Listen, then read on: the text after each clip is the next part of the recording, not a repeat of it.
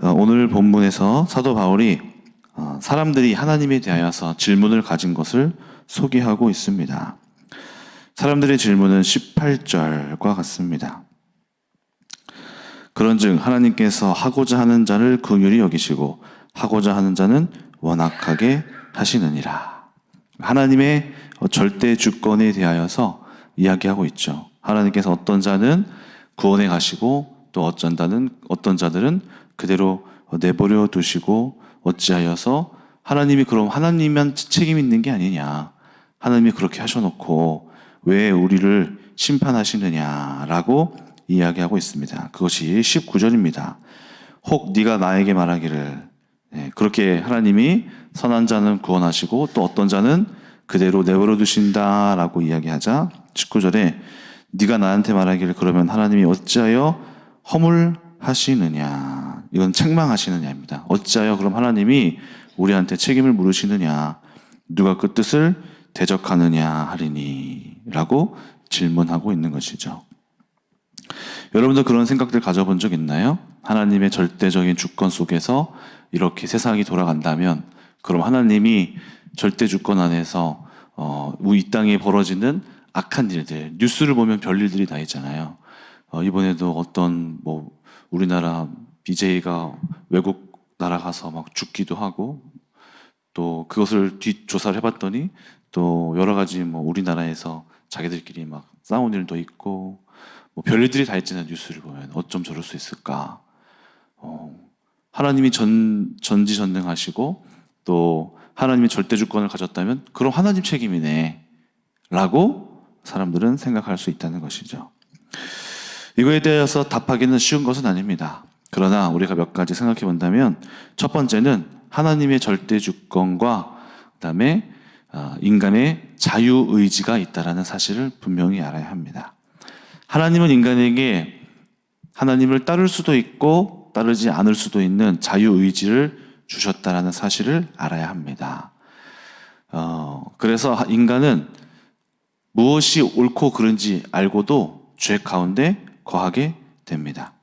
이것은 하나님이 조장하시는 것도 아니고 오히려 율법을 통하여서 그것은 옳지 않다고 명명백백하게 말씀하시고 그렇게 죄 가운데 거한다면 심판하시겠다라고 겁도 주고 자주 말씀하시고 또 구원의 길도 열어놓으셔서 그것을 또 어려운 길도 아니고 쉬운 길로 믿기만 하면 얼마를 내라도 아니고 믿음으로 믿기만 하면 이 이야기를 듣고 받아들이고 믿기만 한다면 구원에 이르겠다라고 길을 주셨음에도 불구하고 사람이 그 길을 선택하지 않는 자유의지 속에 우리의 죄에 대한 책임이 있는 것이죠.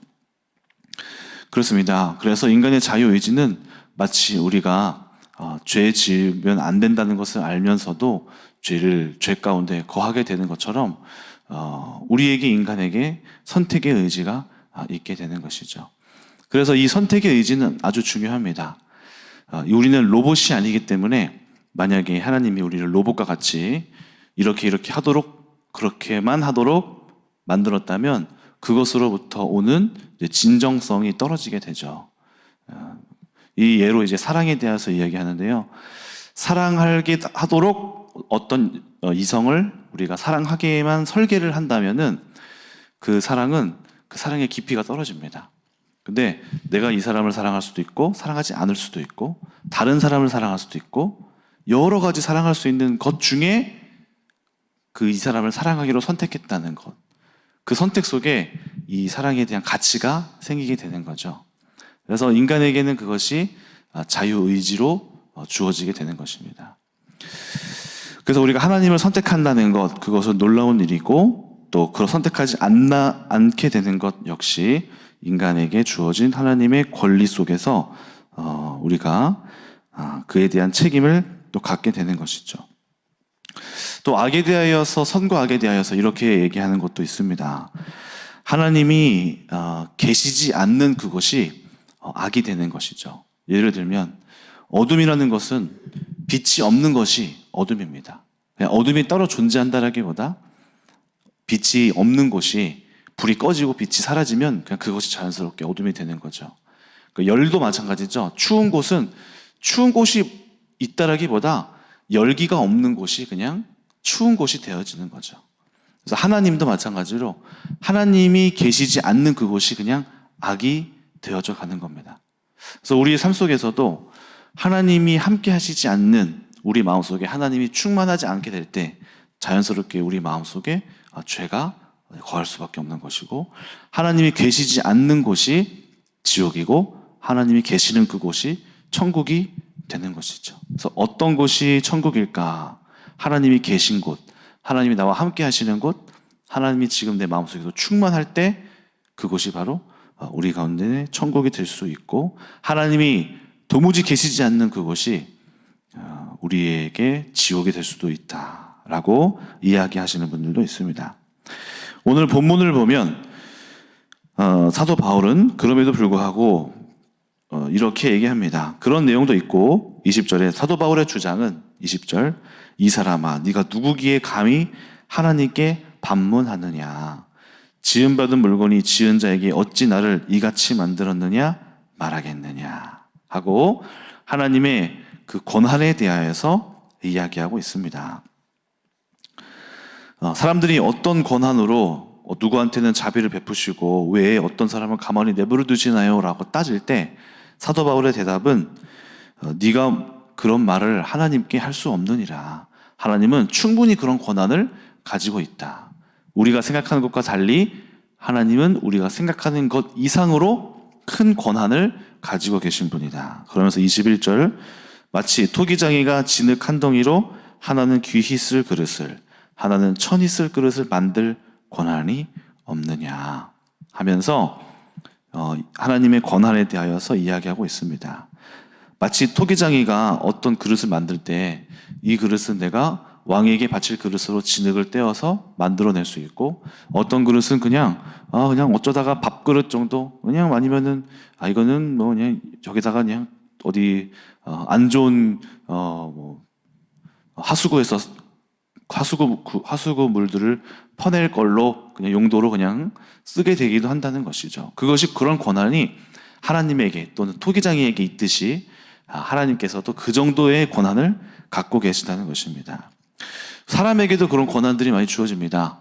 사장님, 회사의 사장님이 됐다고 생각해 보세요. 누군가는 뽑고 누군가는 뽑지 않을 권한이 자연스럽게 있는 것이죠. 또 누구는 월급을 더 올려주고 누구는 조금 올려주지 않고 이 권한을 가지고 있는 것이죠. 만일 누군가가 와서 당신이 왜 공평하지 않게 이렇게 합니까? 라고 말한다면 그 말하는 것 자체가 이상한 거예요. 그 권한이 이미 그 사장님에게 있는 것입니다.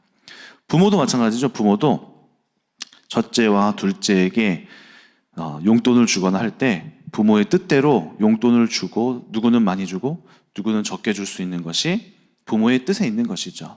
첫째에게 많이 주기도 하고 둘째는 나이에 따라서 좀 덜 주기도 하고, 그것에 대하여서 누군가가 당신 왜 공평하지 않게 합니까? 그럼 오히려 네가 뭔데 나한테 이렇게 말을 하냐? 그것은 나의 권한이다라고 말하겠죠. 그래서 하나님께서도 마찬가지로 하나님에게 주어지는 하나님의 어떤 자는 더 많이 사랑하시고 또 어떤 자를 더 많이 구원해 계시는 것은 하나님의 자연스러운 권한이기 때문에 우리가 왈가왈부할 수 없다는 것입니다. 오히려 그것이 당연한 것이고 그 권한에 대해서 질문하는 것이 이상한 일이죠. 욥기서를 한번 보시면 욥기서를 한번 찾아볼까요? 욥기서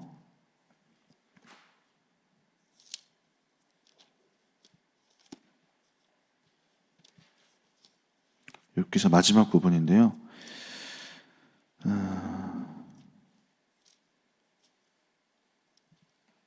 욥기서 38장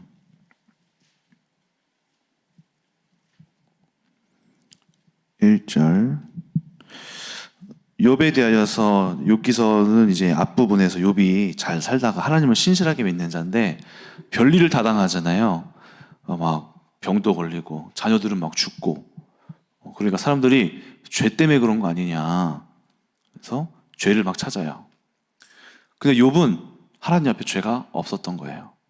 그럼 도대체 무슨 일로 이렇게 나한테 이런 일이 벌어지지? 하고 생각하게 됐을 때 하나님의 답변은 이거였어요. 그때 38장 그때 1절 여호와께서 폭풍우 가운데서 요백에게 말씀하여 이르시되 무지한 말로 생각을 어둡게 하는 자가 누구냐?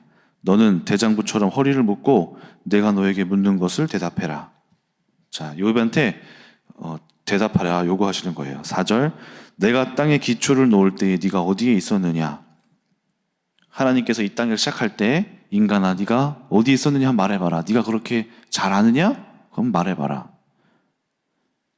5절 누가 그것의 도량법을 정하였는지 누가 그 줄 것을 그거 위에 띄었는지 네가 아느냐? 한번 말해봐라.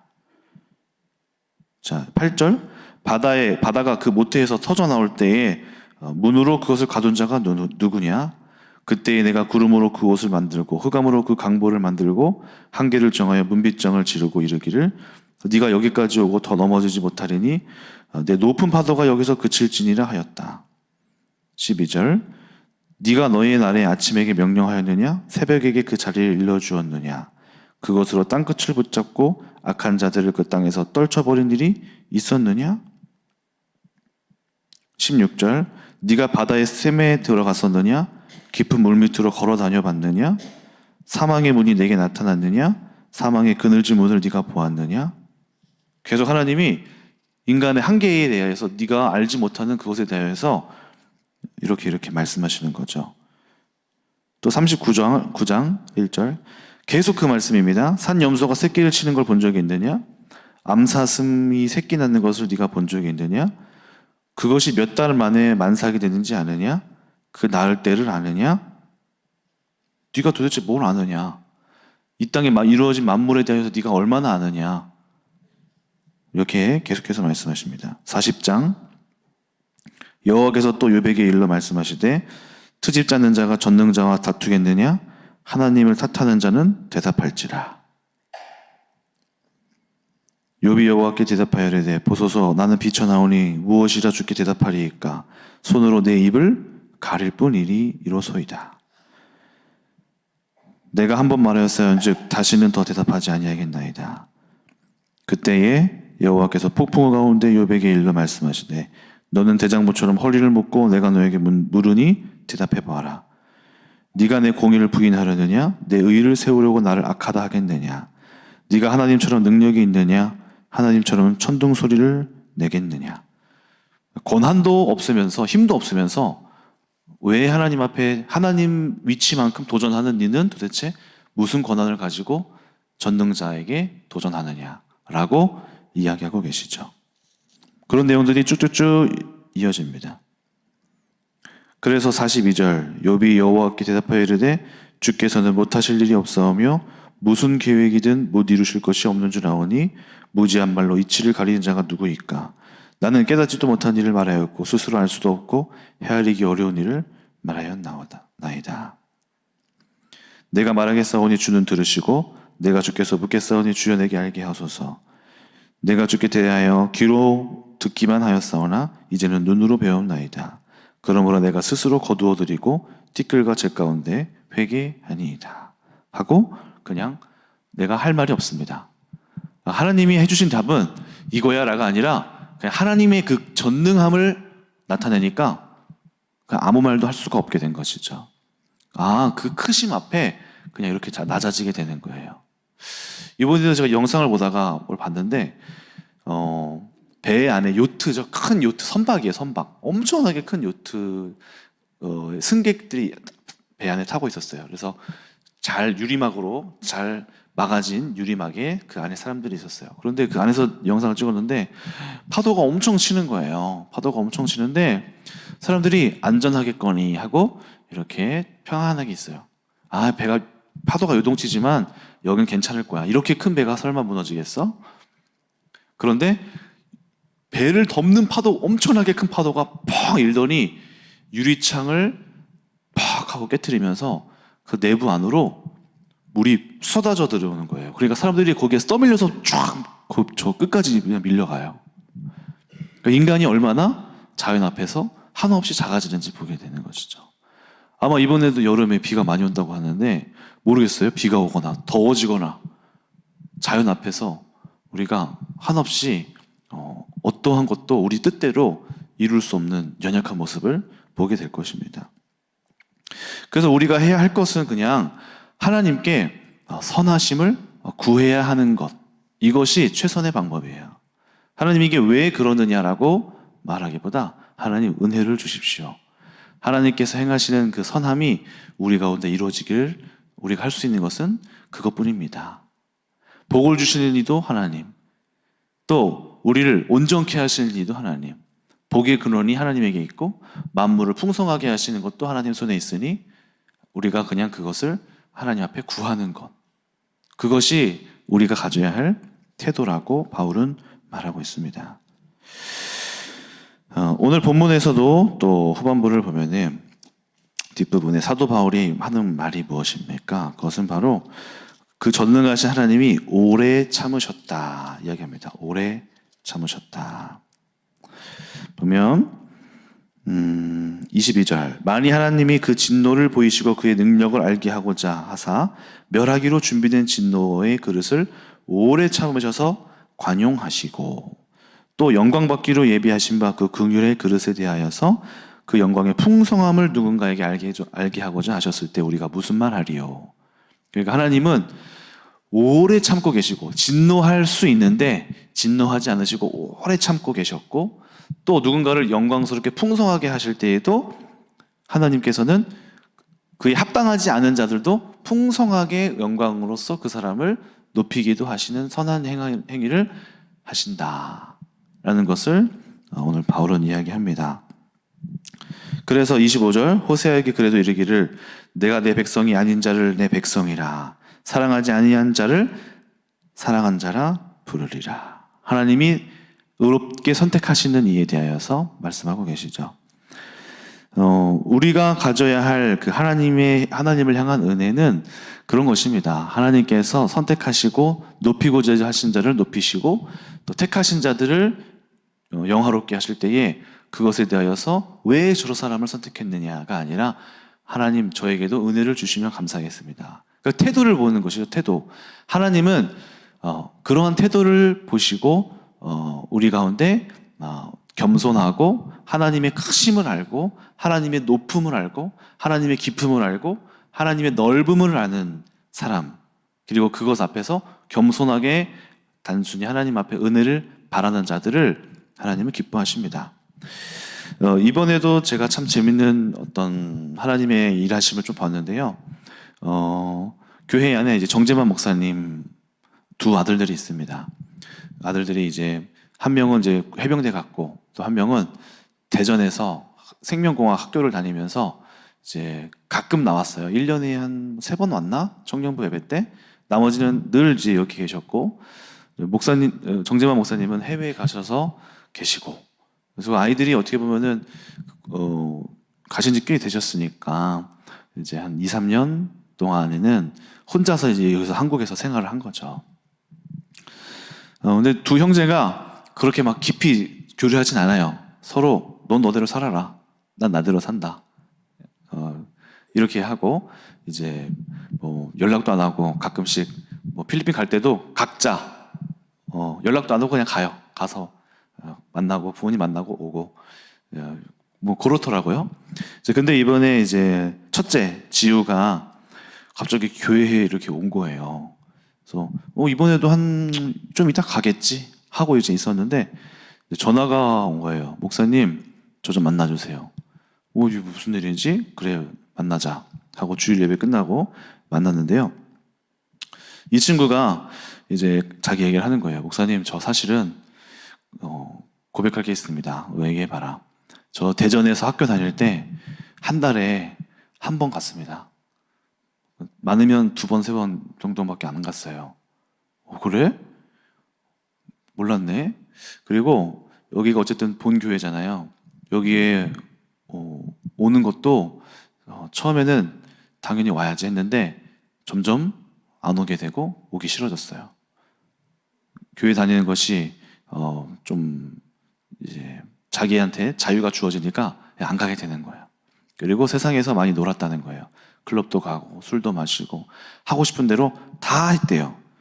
그런데 어느 날 3학년쯤 돼서 잠이 들려고 이렇게 가만히 있는데 자기의 삶 속에 내가 이러면 안 되는 것 같다라는 마음이 갑자기 팍 하고 머리를 치더래요. 내가 목사 아들인데, 그래도 목회자 아버지가 목사님인데, 내가 어렸을 때부터 교회를 정말 오래 다녔는데, 20년 동안 다녔는데 내가 지금 뭐 하고 있지? 하는 마음이 갑자기 마음속에서 턱 하고 올라오면서 근심에 쌓이기 시작했대요. 내가 지금 이 모습이 맞나? 내가 지금 왜 이러지? 그리고 이제 주변을 보니까 자기 주변에는 신실하게 믿는 자기 친구들이 되게 많대요. 그 친구들이 이제 성실하게 교회를 다니는데, 같이 그 친구들하고 대전에서 교회를 다니다가 이제 그 친구들이 대전에 있는 교회에서 이제 은혜를 많이 못 받았나 봐요. 그래서 본교회로 가는 거예요. 그래서 너들은 왜 주말마다 거기를 가냐? 물어봤더니 자기는 본교회에 올라가서 거기에서 은혜 받고 내려온다. 그냥 자기는 그게 좋다. 그래서 자기들도 신학생은 아니지만 대전에서 주말마다 올라와서 예배 드리고 돌아간다. 자기는 그게 더 돈을 많이 들지만 그게 힘이 되더라. 그래서 그때 이 지우가 나도 나의 뿌리는 어쨌든 우리 큰나무 교회니까 나도 올라가야겠구나. 거기에서 뭔가를 얻어야겠구나 하는 마음이 생겨서 이제 올라온 거예요. 근데 지금 이미 졸업했고, 졸업한 지 한 3, 4개월이 지난 상태에 올라온 거예요. 근데 올라와서 이제 자기 마음속에서 여러 가지 고민들을 하게 됐대요. 여기에 있어서 첫 번째 마음속에서는 내가 교회 생활 성공해야겠다. 예배 생활 승리해야겠다. 그래서 저녁 예배 꼭 드려야겠다. 주일 예배 놓치지 말아야겠다. 그리고 이제 이번 주에 청년들이 이제 설교하고 이야기하는 시간 가졌거든요. 그 이야기 들으면서 자기가 깜짝 놀랐다는 거예요. 나와 너무 다르네? 저 사람들이 어떻게 저렇게 권사님들이 하는 말들을 하고 있지? 뭐 묵상해야 된다, 뭐 말씀 온다, 뭐 성령님 뭐 이렇게 얘기하니까 저 사람들이 저 권사님들, 집사님들이 하는 얘기를 하고 있고, 자기는 이미 신앙은 완전히 뒤떨어져 있는데 자기 또래 애들은 하나님 앞에서 막 살아가고 있고, 그러니까 마음에 너무 도전을 받아서 목사님 그 애들 너무 멋있어요. 막 이렇게 얘기하는 거예요. 그리고 자기 마음속에 또 한 가지 이제 또 얘기하는 거는, 목사님 제 마음속에 들어오는 또 어떤 생각은 1년 동안 영어 공부하러 아버지한테 가야 될 것 같아요. 영어 공부하러. 그렇게 얘기를 하더라고요. 목적은 영어 공부하겠다는 거였어요. 영어 공부하러. 근데 다음 그거에 대해서 저의 생각을 또 얘기했습니다. 그건 제가 한꺼번에 말씀드릴게요. 다음 날 현우도 전화가 오는 거예요. 목사님 저 근데 휴가 나왔어요. 병장이에요. 저도 좀 만나주세요. 너는 또 갑자기 왜 만나냐? 너 뭐 사고 쳤니? 아니요, 좀 도와주세요. 상담할 게 있어요. 그래서 만났어요. 근데 이 친구도 갑자기 얘기하는 거예요. 목사님 저도 지금 고민하는 게 있어요. 너는 뭐냐? 근데 둘이 상황을 몰라요. 서로 자세히는 몰라요. 각자 그냥 연락한 거예요. 비슷한 시기에. 너 왜 왔냐? 그랬더니 군대에서 이제 이 친구는 항상 뭐라고 얘기했냐면은, 부모님이 고등학생 때 해외 가고 계시니까 자기는 버림받았다고 얘기했어요. 얘들아, 술 마시면서, 친구들이랑 술 마시면서, 야, 나 고아야. 부모님이 나 버렸다? 하면서 뭔가 상처가 있나 봐요. 나 버렸어. 하면서 나 고아야. 하면 술 마시면서 나 고아야 이러더래. 맨날. 아유, 이제 너 고아 아니야. 왜 그래? 아니야, 나 버림받았어. 맨날 이렇게 자기를 이렇게 생각하는 애예요. 근데 이제 이 친구가 해병대까지 가서 이제 있는데, 자동차 학교를, 고등학교를 가서 이제 직장을 열심히 다니다가, 나 절대 이거 안 해야겠다. 힘들어서. 그만두고 해병대 가서 뭐 할까 고민하다가 이 친구가 술을 또 좋아하니까 술 장사를 해야겠다 하고 마음을 먹었었어요. 술 장사 해야지, 물 장사 해야지 하고 이제 해병대 가서도 열심히 사업 준비를 막 한 거예요. 돈 이렇게 벌어서 이렇게 하고 전역하면 바로 술 장사한다. 근데 어느 날 TV를 보는데 그 장면이 나오더래요. 어떤 중국에 있는 한 아버지가 술을 마시고 운전하다가 사람을 쳐서 사람을 죽였어요. 근데 죽인 사람이 자기 아내랑 자기 아들을 자기가 죽인, 황당한 일 베스트 몇 막 그런 거 있잖아요. 황당한 일 9위 해서 거기에 이제 그런 게 나온 거예요.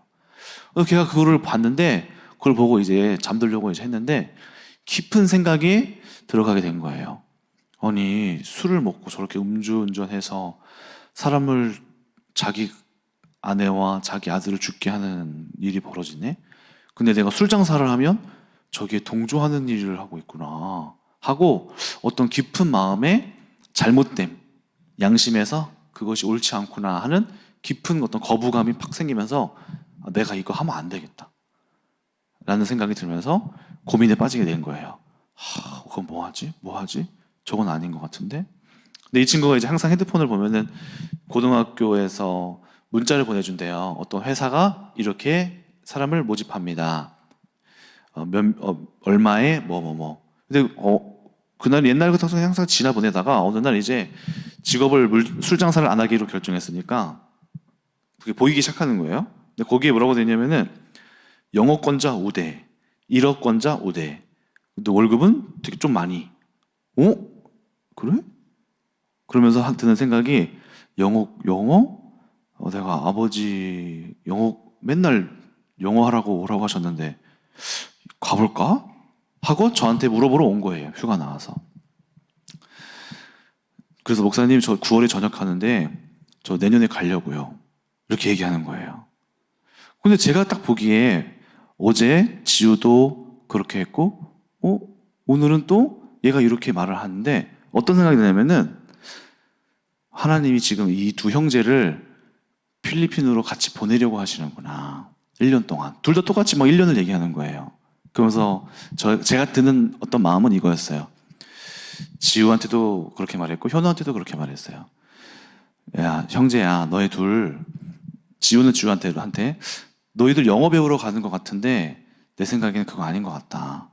하나님이 너희 형제를 여기 지금 지우는 여기 와서 이제 6월부터 너 여기 교회에서 성실하게 우리 교회에 뿌리를 더 내려야 될 것 같아. 뿌리 더 내리고 아무것도 지금 신앙이 없는 상태에서 청년부 나와서 예배 드리고 영적으로 세워지고 애들이랑 좀 친밀해지면서 뿌리 더 내리고 그러고 저기 가야 돼. 현우한테도 너도 똑같아. 너도 그러고 가. 그 다음에 두 번째, 하나님이 너희들 형제들 거기에 보내시는 데에는 하나님이 너희들 영어시키려는 것도 있지만은 가정을 하나님이 너희들 회복시키려고 하는 것 같아. 하나님이 특히 현우는 너 엄마에 대해서 부모님에 대해서 뭐라고 말했어? 자기 고하라고 했잖아. 너 맨날. 그렇지? 근데 그게 아니야. 너 가서 부모님하고 이 친구가 뭐라고 얘기했냐면은 부모님이 필리핀에서 가끔씩 오시잖아요. 그럼 같이 밥을 먹는데 어색해서 말도 못 하겠대요. 빨리 그만 나가고 싶대요. 그 자리를 빨리 이제 밥만 먹고 빨리 그만 나가고 싶대요. 그만큼 멀어진 거예요, 마음이. 하나님이 이거 원치 않으신다, 현우야. 너를 가정에 들어가서 함께 하길 원하셔. 저도 그랬거든요. 저도 20대를 20살 때 4년 보내고 군대 2년 보내고 대학원은 집에서 통학했지만 집에서 밥만 먹고 주일에는 이제 교회에 있으니까 가정에서 있을 일이 없었어요. 거의 한 10년을 부모님하고 멀어졌었어요. 근데 그거 저녁 졸업을 다 하고 부모님하고 같이 살라니까 이게 하나가 안 되는 거예요. 부딪힘이 엄청 강하고 서로 갈등이 오고 엄청나게 싸움이 이제 일어난 거예요. 근데 그 싸움을 통해서 서로 멀어지는 줄 알았는데 더 가까워지게 되더라고요. 사실.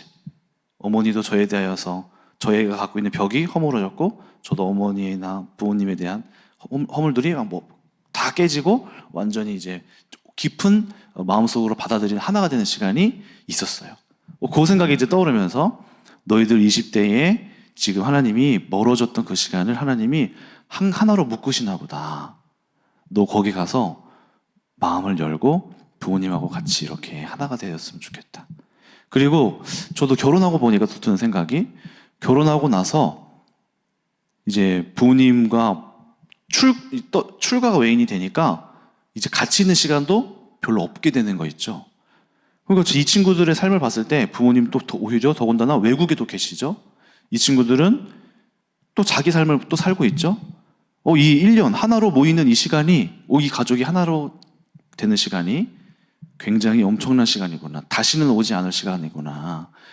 이거는 이 시간이 이제 앞으로 자기는 지우 대학원 가고 얘는 자기 삶대로 또 살다 보면은 한 가족이 다 같이 모이는 시간, 추석 때 한 번, 설날에 한 번, 1년을 길게 꾸준히 함께 하면서 살 부딪히면서 서로 가운데 갖고 있었던 오해들 푸는 시간, 이거 이 시간밖에 없겠구나. 하나님이 이거를 은혜를 얘네 둘 사람한테 그때에 이런 외국을 가야겠다라는 마음을 주셔서 이걸 지금 하고 계시는구나. 라는 생각이 들면서 이야기를 해줬어요. 그랬더니 이제 현우는 목사님 전 영어 배우려고만 생각했는데 몰랐어요. 이렇게 이야기하는 거 있죠. 그러니까 저도 그 얘기를 보면서 저도 하나님께서 이 두 형제를 되게 사랑하시는구나. 정지만 목사님이 이 두 형제 놓고 정말 기도 많이 하고 했는데 이루어가시는구나. 하나님이 일하시니까 저는 이 형제들한테도 어떤 말도 한 적이 없거든요. 하나님이 오히려 그 사람들 마음속에서 은혜를 주시니까 그 아이들이 변하고 자기들 스스로 그냥 걸어서 연락이 와서 여기에 와서 예배드리고 영적으로 체험받고 갈급함을 느끼고 막 가는 모습들. 하나님의 은혜를 주시면 이렇게 내가 권면하지 않았는데도 자기 발로 걸어 들어와서 하나님의 그 은혜를 구하게 되고 모든 것이 하나님의 손 안에 머물게 되는구나 라는 것을 저 개인적으로는 또 보게 되었습니다. 그래서 우리는 하나님께서 하시고 하나님께서 운행하시고 우리가 할 수 있는 바는 하나님께 구하고 요청하는 거죠. 하나님 은혜 주시기를 원합니다. 아버지의 때에 합당한 때에 그 은혜가 펼쳐지기를 원합니다. 우리가 가져야 할 올바른 태도 한 가지만 이야기하고 마치겠습니다. 무디 목사님이 시카고에서 개척교회를 하여서 교회를 세웠던 때의 일입니다. 시카고에 대화재가 났었습니다. 그래서 온 시가지가 다 불타고 그 한복판에 있었던 무디 목사님이 심무하시던 교회도 불타게 되었어요. 기자들이 무디 목사님에게 가서 물었어요. 목사님, 항상 살아계신 하나님이 전지전능하시다고 그랬죠? 무엇이든지 원하면 다 이루어 주신다고 설교했었죠? 그런데 왜 하나님이 자신의 거룩한 성전인 교회가 불타 없어지는 걸 놔두시나요? 라고 조롱하듯이 물었어요. 그때 무디 목사님이 이렇게 말했습니다. 저는 벌써부터 하나님께 큰 교회를 달라고 기도했습니다. 그 기도 응답으로 지금 교회가 불탄 거예요.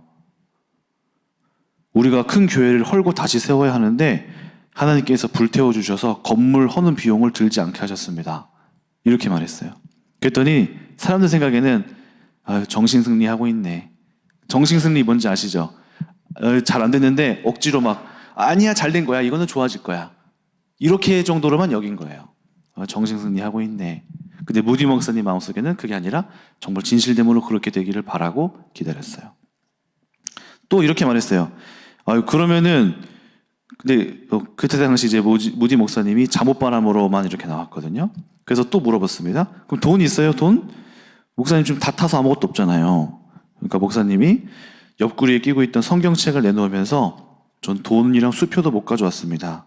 그런데 저는 아무리 돈을 써도 바닥나지 않는 하나님의 금고인 성경책을 가지고 왔습니다.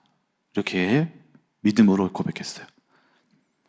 몇 개월 뒤에 이제 이 목사님이 영국으로 건너갔어요. 그런데 그 영국에서 엄청난 부흥운동이 시작됐어요. 그때부터. 그래서 영국 대부흥운동, 돌아와서 미국 대부흥운동, 이제 기독교 역사에 1차, 2차, 3차 부흥운동이 있었는데요. 그 부흥운동의 주역이 되었던 활동들이 그날 이후로 펼쳐졌고 교회는 당연히 이전보다 더 훌륭한 교회로 지었다라는 이야기가 있습니다. 우리가 가져야 할 하나님을 향한 태도는 무엇일까요? 하나님은 언제나 오르시다. 하나님께서 반드시 선을 행하여 주신다. 하나님께서는 그러할 권세가 있으시다. 심지어 행여 우리 가운데 어려움이 닥쳐도 우리가 가져야 할 마음은 합력하여 반드시 선을 이룰 것이다. 언젠가 반드시 이룰 것이다. 오늘 나에게 주어진 이 고난 역시 하나님의 손 안에서 이루어지고 있는 것이고 하나님이 반드시 이것을 복되게 하실 것이다. 라는 우리 가운데 하나님이 이루실 그 크심을 보고 행하실 일을 기대하는 믿음이 그리고 위대하신 하나님께서 전능하신 하나님께서 행하시고 결정하시는 모든 것들은 언제나 옳습니다. 라는 마음을 저와 여러분들이 품고 그 하나님 앞에 겸손하게 주님 앞에 엎드리고 구하는 그러한 태도를 가지는 저와 여러분 되셨으면 좋겠습니다. 기도합니다. 하나님 감사합니다. 하나님께서는 크십니다. 우리가 하나님이 이래라 왜 저렇게 하셨느냐 라고 따지기보다 하나님 앞에 겸손한 마음으로 주께서 은혜를 주시면 주시는 것이고 또한 지금이 아니라고 잠시 멈추어 계시고 응답하지 않으신다면 그 역시 하나님의 때에 분명하게 정확하게 옳게 진행되어질 줄 믿고 우리가 순복하면서 그 안에 은혜를 더욱 간구하는 것, 이것이 하나님이 우리에게 원하시는 태도인 줄로 압니다. 오늘 그렇게 순복하고 순종하고 기다릴 줄 아는, 그리고 하나님의 크심을 우리가 아는 큰나무교회 성도님들 되게 하여 주시옵소서. 겸손함을 주시옵소서. 하나님 이외에 누가 크리요? 아버지 외에는 우리는 교만해질 수 없고 이렇게 저렇게 높아질 수 없는 존재임, 연약한 존재임을 분명히 깨달아 아는 겸손한 성도님들 되게 하여 주시옵소서. 감사드리며 예수님의 이름으로 기도드립니다. 아멘. 예물 위해서